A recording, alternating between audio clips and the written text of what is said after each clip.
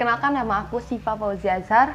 Nah, aku kali ini bakalan ngebahas sedikit tentang kesusastraan. Kira-kira bakal ngebahas apa, dan kalian pasti penasaran dong, ranah kesusastraan apa yang bakalan aku bahas.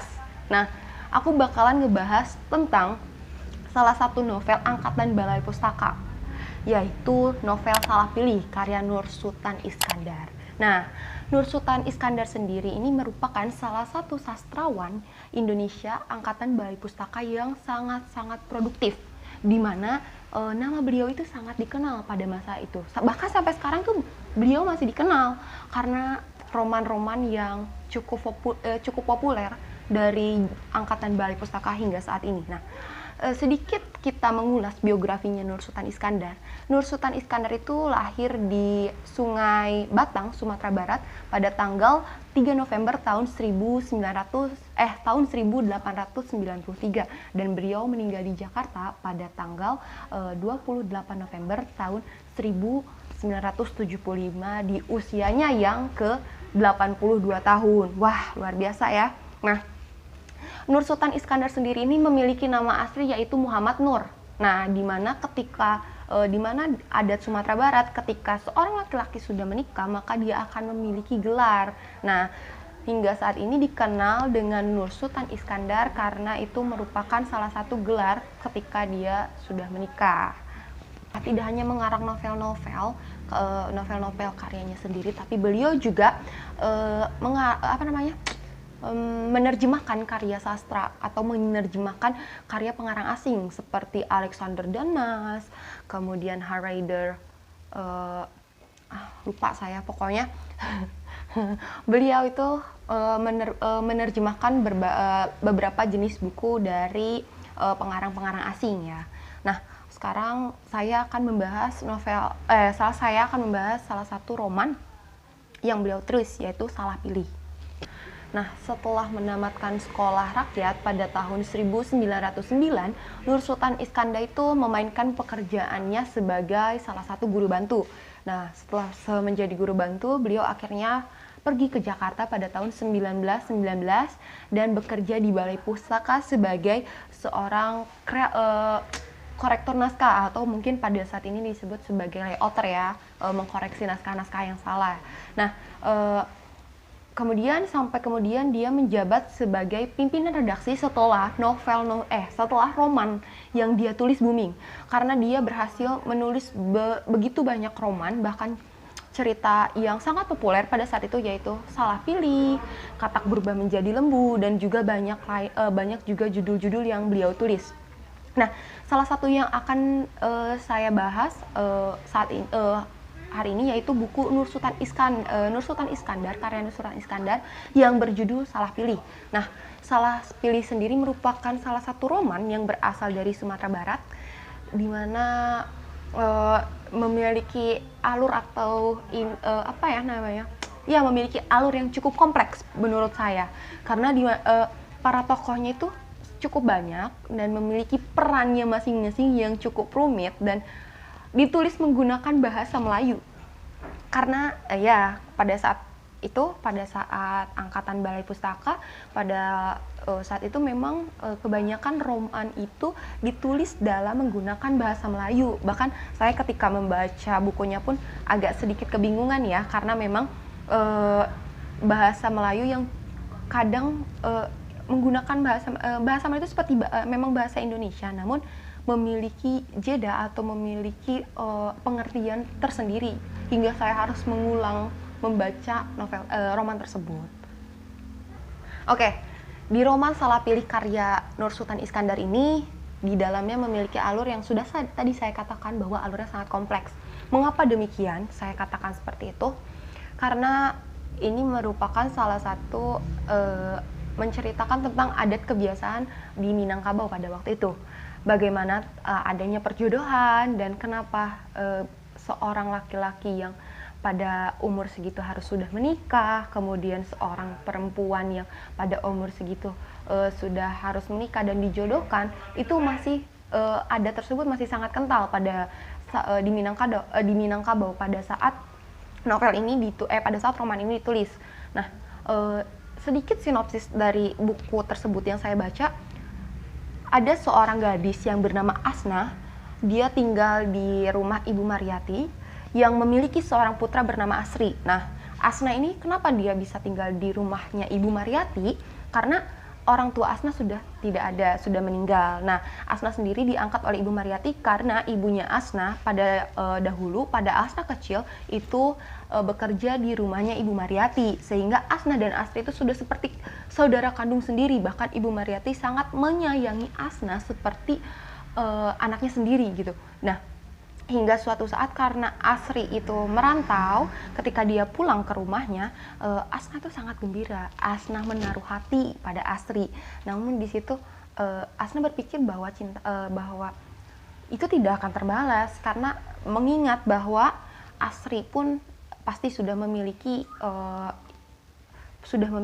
calon yang lain, apalagi dia sudah merantau gitu kan. Namun ketika dia kembali ke Sumatera, ketika dia kembali ke rumahnya, Asri akhirnya menemukan salah satu perempuan di sekitar daerahnya. Memang agak cukup jauh ya dari rumahnya, mungkin kalau sekarang beda kecamatan ya, kalau nggak beda pulau. Pada saat itu Asri memutuskan bilang kepada ibunya bahwa dia akan menikah.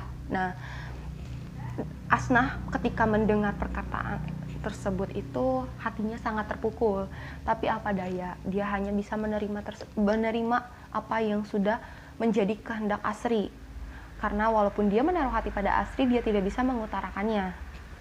Nah, karena memang adat yang cukup kuat pada saat itu, akhirnya karena sebelum Asri menemukan pujaan hatinya pun itu ibunya sudah berkata kepada Asri bahwa memang di umur Asri yang pada saat itu sudah harus menikah, dia sudah menikah. Nah, akhirnya Asri menemukan calon bernama Sania. Nah, Sania itu merupakan salah satu keluarga terpandang pada saat itu, di mana mungkin ya Ibu Sania dan juga Sania memiliki tingkah laku yang sama, di mana mereka sangat memegang kuat adat pada saat itu, hingga akhirnya mungkin ada kata ketika perbedaan derajat itu tidak bisa diakui. Bahkan kan Sania itu termasuk ke dalam golongan dari keluarga terpandang ya pada saat itu.